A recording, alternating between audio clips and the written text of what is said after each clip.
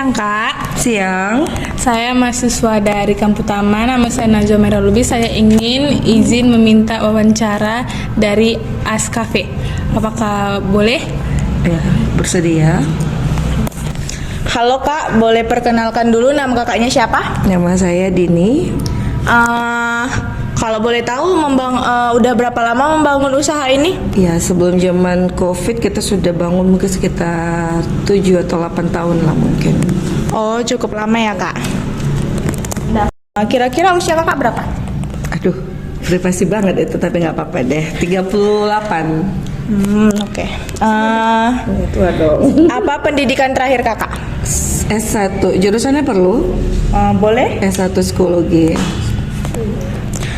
Pengalaman apa yang dimiliki kakak sebelum memulai usaha ini? Kalau pengalaman psikologi itu berkembang di bidang kejiwaan pasti ya. Cuman kalau untuk keterusannya usaha juga untuk jadi sampingan, membantu usaha orang tua. Terus kebetulan saya juga bekerja di salah satu bank pensiunan dan ya ibu rumah tangga juga membantu usaha UMKM orang lain juga seperti itu. Oke, baik Kak. Oke Kak, perkenalkan nama saya Nikita. Saya ingin bertanya pada kakak ini, apa sih yang menginspirasi kakak untuk memulai usaha ini? Kalau ini sebenarnya sih usaha orang tua, cuman kita saling bantu untuk promosi ya. Kebetulan kita bagian lapangan. Jadi kenapa dibuat usaha? Karena kan kemarin ini kita konsepnya rumah. Kita jadikan kafe. Kebetulan rumah kita di pusat kota, jadi pasarnya tepat untuk kita membuat kafe. Jadi pasarnya itu anak kuliahan, kantor DPRD, dekat Polsek, sama juga dekat Kodim. Jadi kita sama-sama memasarkan tepat waktu rumah. Jadi kita jadikan lahan untuk usaha itu kafe seperti itu. Yang kedua, apa sih visi misi jangka panjang kakak dalam usaha ini gitu? Kalau visi misi, kalau untuk usaha itu pasti ada surutnya, ada naiknya, surutnya, ada laku, ada kadang enggak. Ya kita planningnya cuma untuk kedepannya semakin sukses di persaingan pasar ini kan banyak warung kopi atau apa, kita juga ada warung kopi juga. Jadi kita mengikuti tren anak muda lah sama konsep orang tua ya. Kalau memang kedepannya kita sih usaha ini hanya untuk demi masa depan anak-anak, demi kelangsungan karyawan-karyawan kita seperti itu. Lalu yang ketiga, langkah-langkah apa saja yang sudah kakak lakukan dalam membangun usaha ini?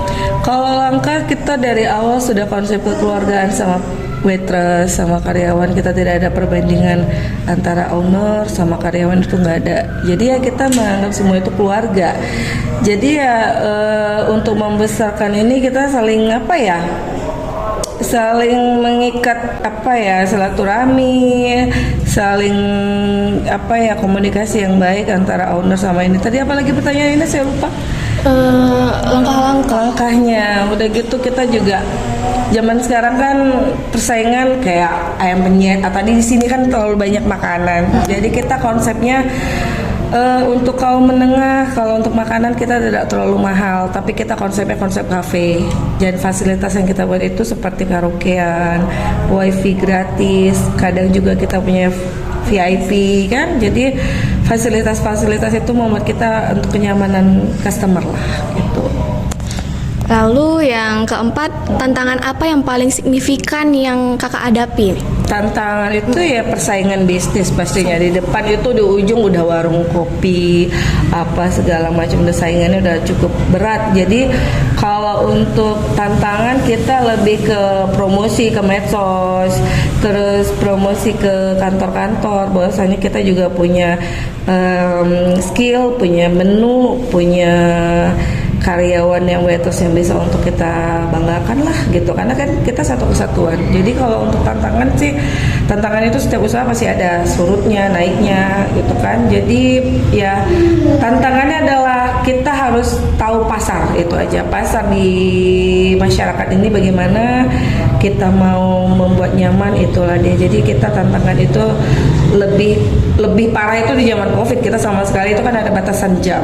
Nah, jam 9 udah tutup kan. Nah, Udah gitu adanya kontak, jaga jarak, ada pakai masker atau apalah sebaiknya gitu kan, itu udah kami alamin gitu kan. Mungkin warung-warung yang lain, kafe yang lain mungkin baru buka, belum pernah mengalami COVID itu. Kami udah 2 tahun 3 tahun itu COVID itu udah cukup membuat kami, ya pasar kami menurun, bahkan untuk membiayain karyawan saja kami minus gitu, tapi kami tetap bertahan gitu. Jadi tantangan itu selalu ada untuk di setiap usaha, mau itu kuliner, mau itu fashion, mau itu retail, apapun lah itu seperti itu.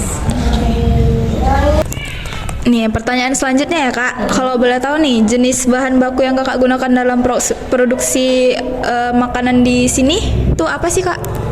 Oke, saya jelasin dari awal ya. Di Ascafe ini ada untuk 3 bagian, satu untuk rumah makan Padang, mungkin rumah makan siang, sama untuk unsur kafe, sama di kopi. Jadi kalau untuk rumah makan siang itu kan mungkin mama yang tahu kualitas barang. Cuman kalau untuk yang di Ascafe-nya, untuk khusus makanan kafe itu kita contohnya kayak mimian itu kita pakai yang kualitas, mungkin kayak yang maaf nih di warung kaki lima kan mie-nya yang biasa gitu kan, kita agak sedikit super karena kan harganya kita setarakan dengan harga kafe, tapi kualitasnya juga kita pelihara.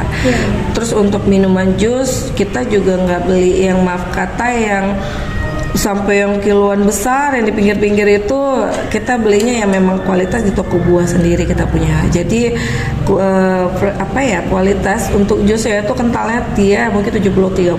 Jadi 70 buah aslinya, 30 untuk ini. Jadi belinya itu terkadang kayak beras, kayak buah itu kita di swalayan gitu.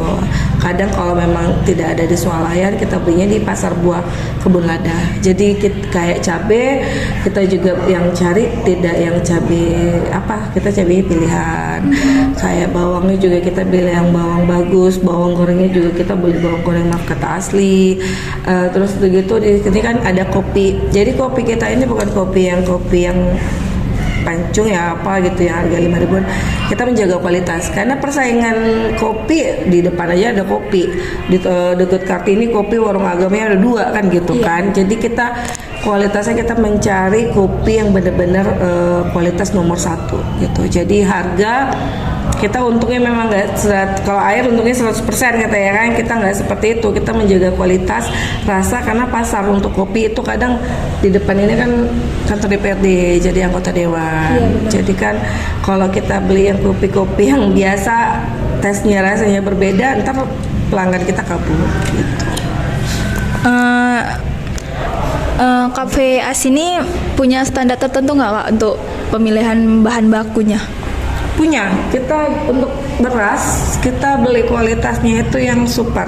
Jadi kayak beras Thailand itu kita memang memakai itu. Jadi nggak ada maaf kata beras yang beras maaf kata yang biasa atau bahan yang beras ini kita nggak pakai itu. Karena memang menjaga supaya kalau beras ini kan bahan pokok tuh. Kalau orang lihatnya berasnya cantik dan enak kan mereka kenyang gitu. Jadi kualitas untuk standarnya itu kita memilih yang berkualitas seperti itu. Jadi yang kembali lagi kayak buah, kayak kopi gitu. Kita perbandingannya kita mencari yang memang nggak salah-salah gitu. Dan kebetulan ownernya ya orang tua sendiri yang belanja, jadi kita tahu kualitas makanan, kualitas minuman ataupun kualitas produk yang kita beli seperti mimian, kecap gitu kan, ataupun saus. Jadi kita kayak persausan juga kita belinya yang maaf kata yang ada merek gitu kan.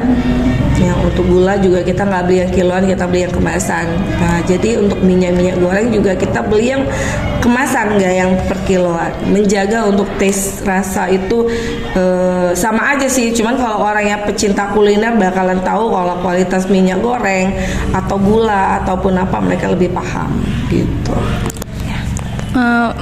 Oke, udah selesai ya sesi wawancaranya. Terima kasih pada Kak Dini Sama-sama. sudah meluangkan waktu untuk membantu kami menyelesaikan tugas manajemen rantai pasok dengan pembimbing Ibu Ayu Puspita Sinaga.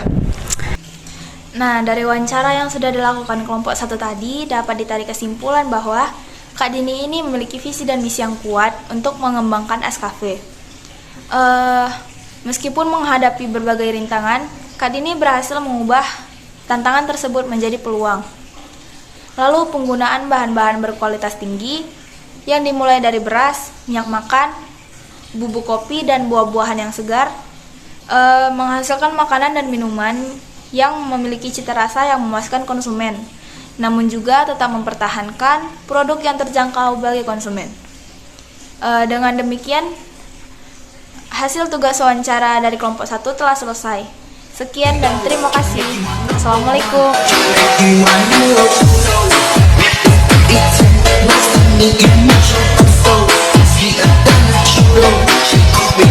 She